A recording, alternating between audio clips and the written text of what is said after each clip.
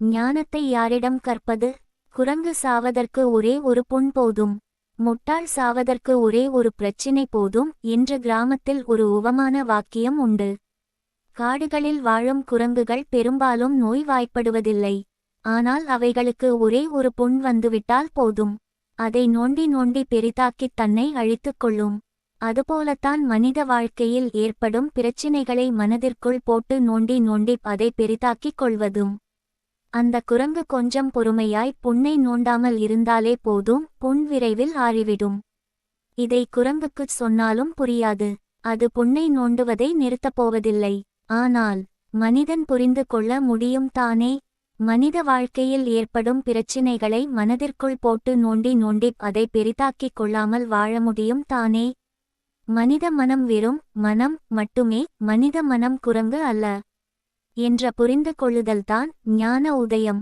இந்த புரிதல் எப்போதும் இயற்கையில் எதிர்பாராத தருணங்களில் நடந்து கொண்டேதான் இருக்கிறது. இதில் புரிந்து கொள்வது எல்லாமே சீடர்கள், புரிய வைப்பவை எல்லாமே குரு.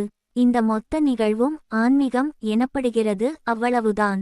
தத்தாத்ரேயர் எனும் அவதூதர் காட்டில் சுற்றிக் கொண்டிருந்த போது ஒரு நாட்டின் மன்னனை சந்தித்தார். தத்தாத்ரேயர் மிக மகிழ்ச்சியாக இருந்ததைக் கண்ட அரசன் அவரது மகிழ்ச்சிக்கான காரணத்தையும் அவரது குரு யார் என்பதையும் கேட்டான். எனக்கு 24 குருமார்கள் இருக்கின்றனர் என்றார் தத்தாத்ரேயர். இந்த பதிலை கேட்டு ஆச்சரியப்பட்ட அரசன், சுவாமி, ஒருவருக்கு ஒரு குரு தானே இருக்க முடியும்?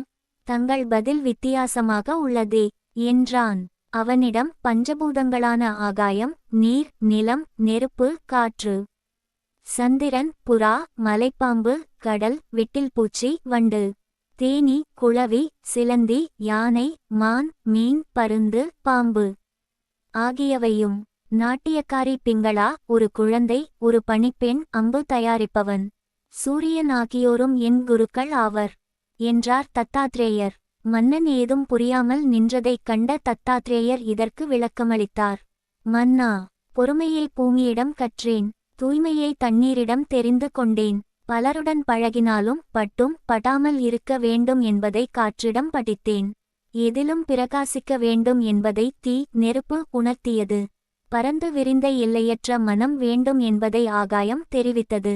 ஒரே சூரியன் இருந்தாலும் பல குடங்களில் உள்ள தண்ணீரில் பிரதிபலிப்பது போல மெய்ப்பொருள் ஒன்றாக இருந்தாலும் மனம் பலவாறாக சிந்திப்பதை உணர்ந்தேன். வேடன் ஒருவன் புறாக்குஞ்சுகளை பிடித்தான். அவற்றின் மீது அன்பு கொண்ட தாய்ப்புறா தானும் வலியச் சென்று வலையில் சிக்கியது. இதில் இருந்து பாசமே துன்பத்திற்கு காரணம் என்பதை உணர்ந்தேன். எங்கும் அலையாமல் தன்னை தேடி வரும் உணவை பிடித்துக் கொள்வது போல கிடைப்பதை உண்டு பிழைக்க வேண்டும் என்பதை மலைப்பாம்பிடம் கற்றேன். பல்லாயிரம் நதிகளை ஏற்றுக்கொள்ளும் கடல் போல எவ்வளவு துன்பம் வந்தாலும் ஏற்கும் பக்குவத்தை கடலிடம் படித்தேன். பார்வையை சிதறவிடாமல் ஒரே இடத்தில் மனதை செலுத்துவதை விட்டில் பூச்சி கற்றுத் தந்தது. எல்லாவற்றையும் மறந்து மகிழ்ச்சியாயிருப்பதை தாயிடம் பால் குடிக்கும் குழந்தையிடம் கற்றேன். பணிப்பெண் ஒருத்தி அரிசி புடைக்கும்போது வளையல்கள் உரசி ஒலி எழுப்பின. 2 வளையல்களில் ஒன்றை அவள் கழற்றியதும் ஒலி அடங்கியது. இதில் இருந்து 2 பேர் இருந்தாலும் தேவையற்ற விவாதம் ஏற்படும் என்பதை புரிந்து கொண்டு தனிமையே சிறந்ததென்ற முடிவுக்கு வந்தேன்.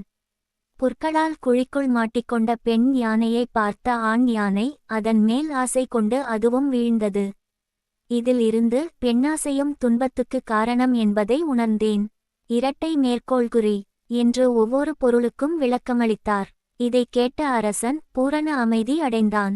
தத்தாத்ரேயர் இயற்கையிடம் கற்ற இந்த உயர்ந்த பாடம் நம் எல்லாருக்குமே பொருந்தும் தானே. நல்ல சீடனுக்கு எல்லாமே குருதான்.